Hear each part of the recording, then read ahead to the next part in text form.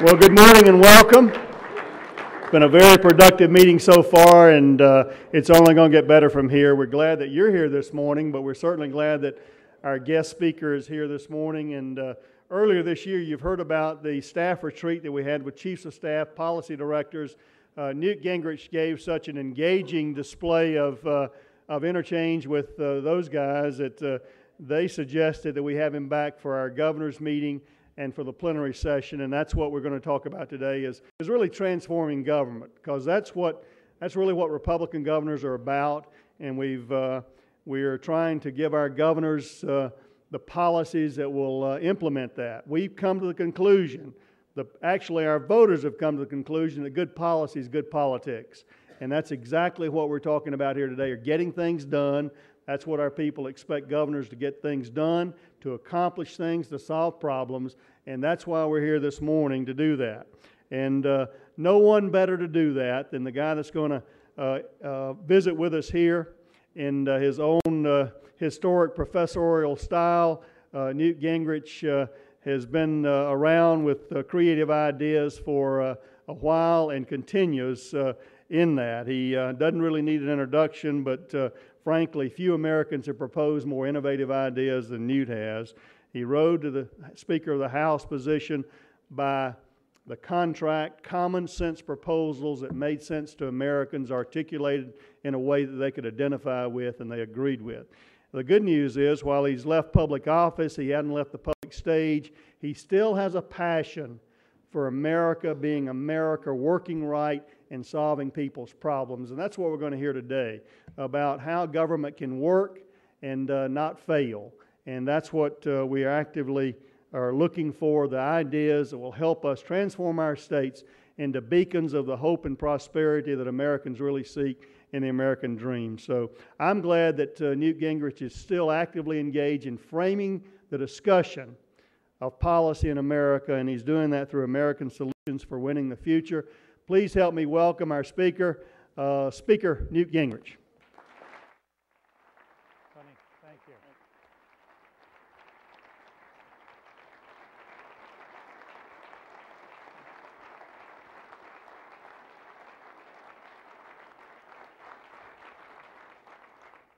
Thank you, Governor. You know, one of the things that I guess is comforting as you grow older, as you look around the room, and you see, and you realize how many friendships are here that go back a long, long way. And then you see our newest governor-elect here, and you realize that some of these friendships, I think, antedated his getting out of school, and sort of sobers you. So, Haley, I think you and I we go back a fair piece here.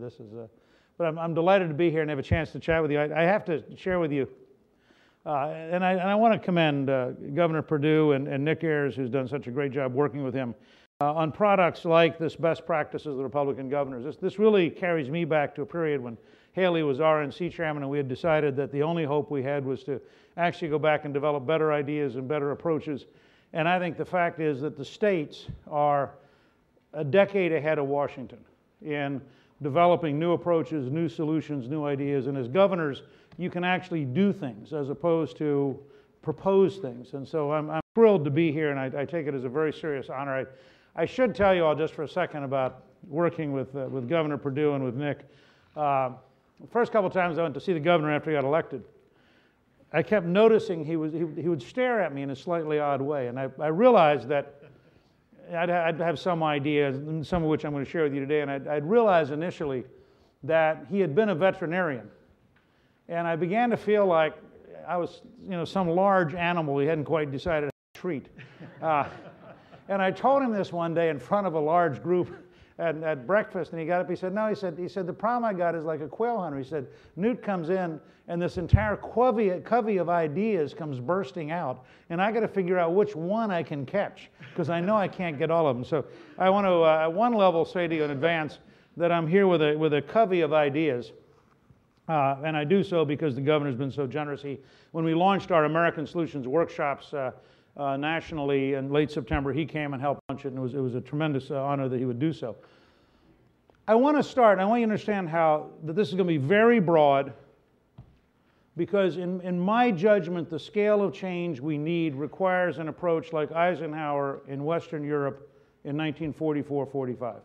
Eisenhower deliberately fought a broad front campaign because he wanted to so stretch the German army that they couldn't concentrate at any one point. It was very controversial, and both Montgomery and Patton disagreed.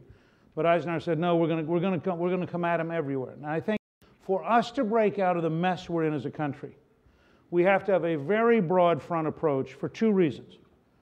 The first is, the truth is, nobody knows how to do what the next 10 to 20 years requires. We're at one of the great turning points in American history, and nobody anywhere in this country understands how to make the breakthrough. And so we need a lot of parallel experiments. In a longer presentation, I just did this actually, Governor Sanford down at Kiowa last night with a group of health people. I said you have to see us today like Edison and the Wright brothers and Henry Ford and Ray Kroc and Sam Walton, in that what we're trying to invent is so different that there are going to be a lot of mistakes, there are going to be a lot of experiments, it's going to take a lot of entrepreneurial energy, and nobody right now has the formula. So I think it's got to be very broad.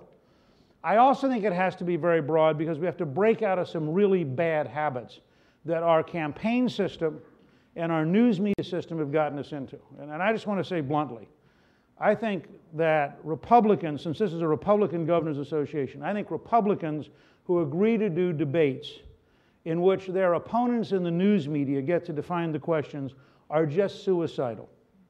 I think last night's debate was stunningly destructive of the Republican Party, as the earlier Chris Matthews MSNBC debate was. And I think you cannot try to lead your state and you cannot try to lead this country inside the frame of reference of the news media. You've got to decide that you're going to reach out to the people of your state and to the people of the country, and you've got to propose ideas that are so clear and so carefully thought through and so vivid that despite the clutter, you reach the average person. Sarkozy in France recognized he could not run as a center-right candidate and expect any help from the French media, which starts at the New York Times and goes to the left. So he opened up 16 channels of the equivalent of YouTube, ran his entire campaign communicating directly with the people of his country. And a governor could do this, and you could engage every person in your state in a way that would startle you. And then say to the news media, if you'd like to cover the conversation I'm having with the people of my state, fine. But I'm not going to try to reach them through you. It's a fundamentally different model. Now, let me start with the phrase that I use, and I do want to commend you to go to YouTube and look at FedEx versus federal bureaucracy, which is a 3.5-minute video that we have now had over 1,200,000 people look at without any advertising, because it just keeps spreading. And let me explain it to you, because this is the heart of my presentation, and if this doesn't work, then we have a really interesting period ahead of us. And it starts with a very simple thing, which I want to ask all the people here in the audience. How many of you have gone online to check a package at either UPS or FedEx? I mean, just raise your hand if you've ever gone online to check where a package is, okay? Now, I want to make a point here. This is not a theory. The reason I'm saying that is every once in a while I get some news media report that says, well, Gingrich has a lot of interesting ideas, but after all, we have to be practical.